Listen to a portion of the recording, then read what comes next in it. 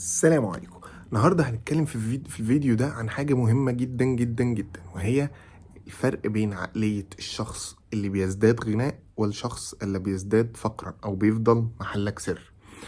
الشخص الأولاني تلاقيه دايما بيفكر ازاي يستغل كل فرصة وكل مبلغ بيمتلكه ان هو يكبره، من حيث انه يحطه في حاجة تجيب له عائد اكبر. الشخص التاني بيحاول كل تفكيره ان انا ياريت يبقى معايا 1000 جنيه، ياريت يبقى معايا 10 تلاف جنيه عشان اشتري كذا. وتلاقي كذا ده لبس، فسحة، خروج، مصاريف استهلاكية. في حين ان الشخص التاني لما يجيله نفس المبلغ تلاقيه يجي يقولك ايه، ياه لو انا بقى معايا 5000 جنيه هروح اشتري مثلا المنتجات الفلانية دي عشان انا عارف الشخص الفلاني ده محتاجها واقدر اكسب من فرق الربح بتاعه.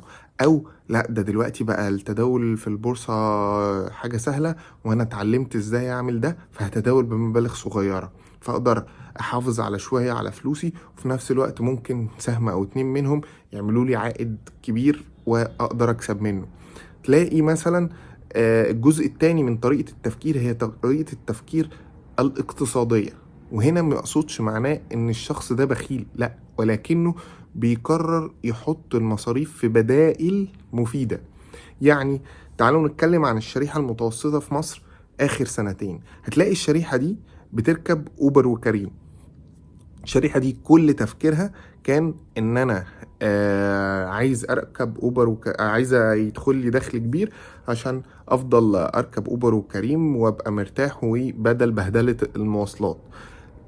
الشخص التاني هتلاقيه برضو بيركب اوبر وكريم، بس كل تفكيره هو انا عايز اجمع فلوس عشان اجيب عربية تقلل لي التكاليف الشهرية اللي بصرفها على المواصلات. فبدل مثلا ما كنت بدفع 2000 جنيه في اوبر وكريم كل شهر او 1500 جنيه، لا ده انا ساعتها بس هدفع 500 جنيه بس. فساعتها قدرت احوش شهريا مبالغ اكتر، وتفر هعمل بيها ايه، استثمرها واجيب منها عائد، بس قللت مصاريفي. بجانب كمان ان العربية حاليا بقت اسيت يحافظ على قيمة الفلوس اللي مركونة جنبك. الشخص الفقير تلاقيه يدور على ايه، لا يا عم خلي الفلوس جنبي، اجيب عربية تضيع فلوسي، او اجيب شقة محدش عارف السوق فين.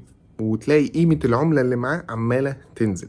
فطريقة التفكير في شقين: ازاي اي مبلغ معايا احاول ازوده واحطه في حاجات تكبر لي القيمة اللي معايا وتعمل لي دخل متزايد ومستمر مهما كان المبلغ.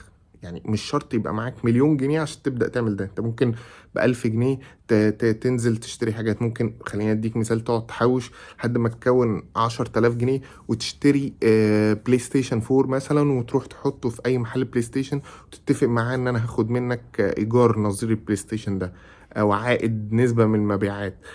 تشتري ربنا كرمك وفتح عليك واشتريت عربية، تروح تعرضها في معرض ايجار وتتفق ان العائد بالنسبة. اي مبلغ لو انت طريقة تفكيرك هتكون بالدايركشن ده هتعرف توظف كل مبلغ صح. والجزء التاني هو فكرة ازاي تقلل نفقاتك من غير ما تيجي على نفسك. يعني انا وريتكم مثالين، كل واحد كان عايز يبقى معاه دخل اكتر. واحد عشان يعيش مرتاح، والتاني لا انا عشان اقلل نفقاتي الشهرية. في واحد يجيله فلوس يروح يشتري هدوم شكلها حلو بتقضي الغرض، واحد تاني يقعد يحوش عشان يشتري حاجة براند ودي اخر موديل وي وي وي ومنظري ومظهري، وتيجي اخر السنة للأسف هو معرفش يعمل أي استثمار ولا يقتصد ولا يوفر فلوس لأي ظرف. عقلية الفرد في القرارات البسيطة هي اللي بتفرق الشخص اللي هيبقى غني أو الشخص اللي هيبقى فقير. لما سألوا إيلون ماسك، أنت أكيد كأغنى رجل في العالم بتصرف فلوسك على الحاجات اللي أي حد بيحلم بيها، زي المراكب الكبيرة في النيل، زي العربيات الفارهة، زي. قال لهم انا ما عنديش بيت، انا اغلب الوقت يا اما بقعد مع اصحابي في بيوتهم يا اما بقعد في الشغل. الراجل ده شايف ان هو حتى لو معاه فلوس ويحطها في بيوت مش هتجيب له العائد اللي مستنيه، فبيحط كل فلوسه في الاسهم بتاعة الشركات عشان هي دي اكتر حاجة بتعمل له العائد اللي هو مستنيه. فكر بالطريقة دي واكيد هتبقى غني يوما ما.